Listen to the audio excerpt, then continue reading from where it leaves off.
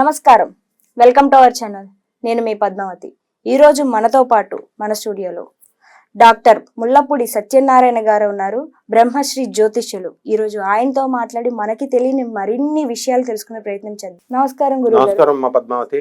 ఇంకోటి గురువు గారు, ఈ మధ్య కాలంలో ఎక్కువగా గురు చరిత్ర చదవడానికి ఎక్కువ మంది ముందుకు వస్తున్నారు, ఉత్సాహం కూడా చూపిస్తున్నారు.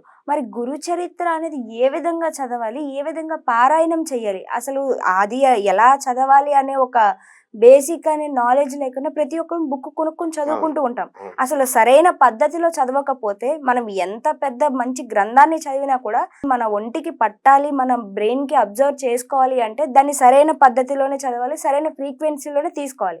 మరి అలాంటప్పుడు గురు చరిత్ర ఎలా చదవాలి, మనం ఎలా చదివితే అంత మహాస్థాయికి వెళ్ళగలమంటారు? ఈ సృష్టిలో గురువు అనేటటువంటి పదం మహోత్కృష్టమైనటువంటిది.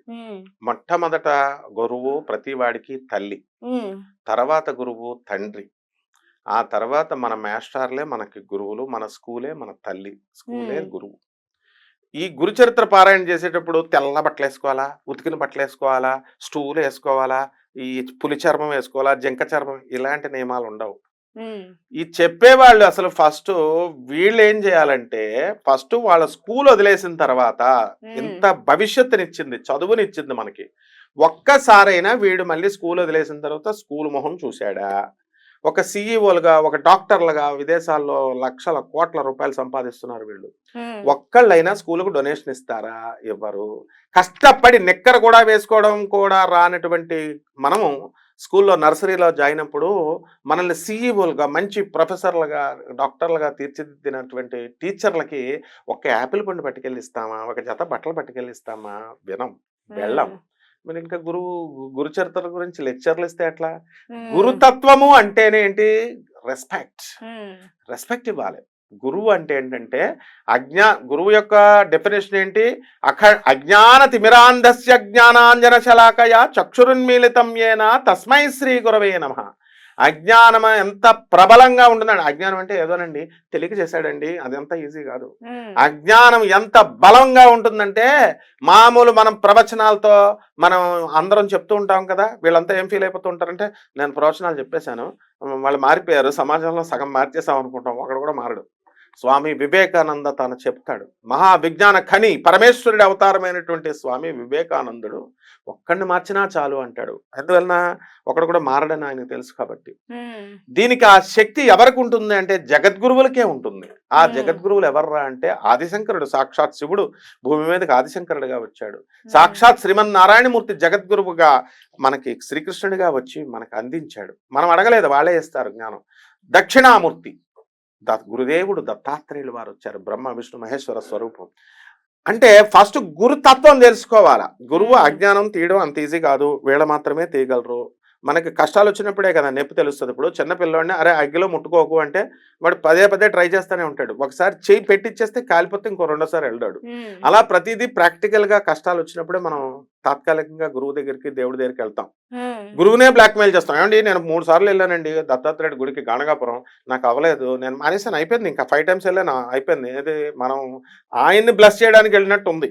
గురువు అంటే అలా కాదమ్మా. గురువు అంటే బ్రహ్మ విష్ణు మహేశ్వరుల తత్వం. గురుదేవులైనటువంటి నృసింహ సరస్వతి స్వాముల వారు గాణగాపురంలో కాశీ కుండ అని ఉంటుంది ఇప్పుడు కూడా. అక్కడ ఆ నదిలో భీమామర్జా నది సంగమంలో స్నానం వదిలేయి, ఈ కుండులో, కాశీ కుండులో స్నానం చేశారని అక్కడ దేవస్థానం వాళ్ళు బోర్డు పెడతారు.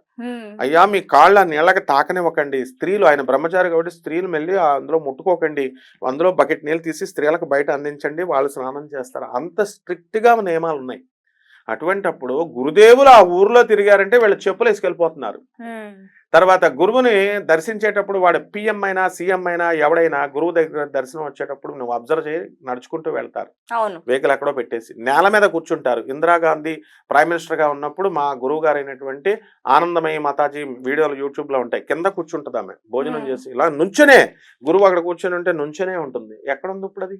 కాబట్టి ఈ విధమైనటువంటి వినయం గురుతత్వానికి ఉంటుంది.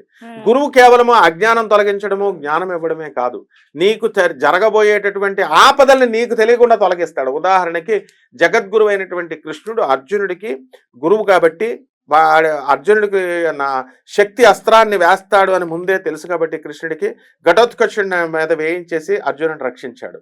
కర్ణుడి మీద బాణం నాగాస్త్రాన్ని సంధిస్తుంటే అర్జునుడికి చెప్పకుండా రథాన్ని 2 అడుగుల కిందకు తొక్కేస్తాడు. అది ఎలా వెళ్లాల్సింది పైనుంచి వెళ్ళిపోతుంది. గురువు యొక్క రోల్ తెలుసుకోవాలి ఫస్ట్. గురు చరిత్ర పారాయణ చేసేవాళ్ళంతా గురువు మన ఆపదల్ని కూడా తొలగిస్తాడు. మరి అటువంటప్పుడు ఆ గాణగాపురం వెహికల్స్ లో ఆనందంగా వీళ్ళు ఏం చేస్తారంటే గురువు గారు గుడి ముందు వరకు కారు వేసుకొస్తారనమాట. వీళ్ళు స్కూల్ గేట్లకి ముందు ఎలాగైతే ఇప్పుడు పిల్లల్ని కారులో తీసుకొస్తున్నారో జస్ట్ 8:20 స్కూల్ స్టార్ట్ అంటే 8:20కే తెస్తారు వీళ్ళు. ముందు తీస్తే వాడు డిస్కషన్ చేసుకుంటాడు ఫ్రెండ్స్తో, స్కూల్ గాలి తగులుతుంది, టీచర్స్తో ఉంటాడు అనే స్పృహ లేదు వీళ్ళకి. ఆ విధంగా గురుదేవులైనటువంటి దత్తాత్రేయ స్వామి వారి అనుగ్రహం రావాలంటే ఈ నియమాలు పాటించాలి. ఎక్కడో బస్ స్టాప్ వరకు పెట్టేసేయాలి కార్లు, అక్కడి నుంచి కాలినడకన వెళ్ళాలా గురువు గారికి గణగాపురం, చెప్పులు లేకుండా వెళ్ళాలా. ఇలా చేస్తే ఫస్ట్ ఫండమెంటల్ టెస్ట్ పాస్ అయినట్టు. నెక్స్ట్ గురు చరిత్ర అనేటటువంటిది గురుదేవులైనటువంటి దత్తాత్రేయ స్వాముల వారు చేసిన లీలలు. ఏదో క్యాజువల్ గా నవల్లాగా చదివితే అది రిజల్ట్ రాదు. అందులో చదివినటువంటి ప్రతి సంఘటన వాస్తవంగా గురుదేవులు అక్కడ చేశారు. మనం ప్రూఫ్స్ ఉన్నాయి. అక్కడే అన్ని గణగాపురంలో అందులో రాసిన 52 చాప్టర్స్ ఉంటాయి. ఇంకా అనేకమైనటువంటి లీలలు ఉన్నాయి. అవన్నీ ఎగ్జాక్ట్గా జరిగినాయి. అది చదువుతున్నప్పుడు పిక్చరైజేషన్ చేసుకోవాలా. గురుదేవులు బర్రెని పాలిచ్చేలా చేశాడు, అక్కడ కనబడాలా నీకు, గురుదేవుడు కనబడాలా, పిక్చరైజేషన్ రావాలా. అలా కాకుండా వీళ్ళు ఎలా చదువుతున్నారంటే మామూలుగా చదువుతూ ఫోన్ వస్తే లోపల సెల్ ఫోన్లో మాట్లాడుకోవడం, ఎకెక్కలు పక్కపక్కలతో చదవడం కొంతమంది చేస్తుంటారు, అందరూ చేయరు. ఇలాంటివి చేస్తే ఏం ఉండదు. నువ్వు గురువారమే మొదలెట్టాలా, పౌర్ణమి రోజునే మొదలెట్టాలా, ఇలాంటివి మాత్రం చెప్పమంటే చెప్తున్నారు. ఈ చెప్పేవాళ్ళు ఎవరు ఈ రూల్స్ ఫాలో అవ్వరు. కాబట్టి మనం స్కూల్కి ఏ విధంగా అయితే డ్రెస్ వేసుకొని వెళ్తామో, ఫార్మాలిటీ, యూనిఫార్మ్, షూ ఇలాగ వేసుకొని స్కూల్ రమ్మంటుందో, గురుదేవులైనటువంటి దత్తాత్రేయ స్వామి వారి స్కూల్లో గురుచరిత్ర పారాయణకి కొన్ని రూల్స్ ఉన్నాయి.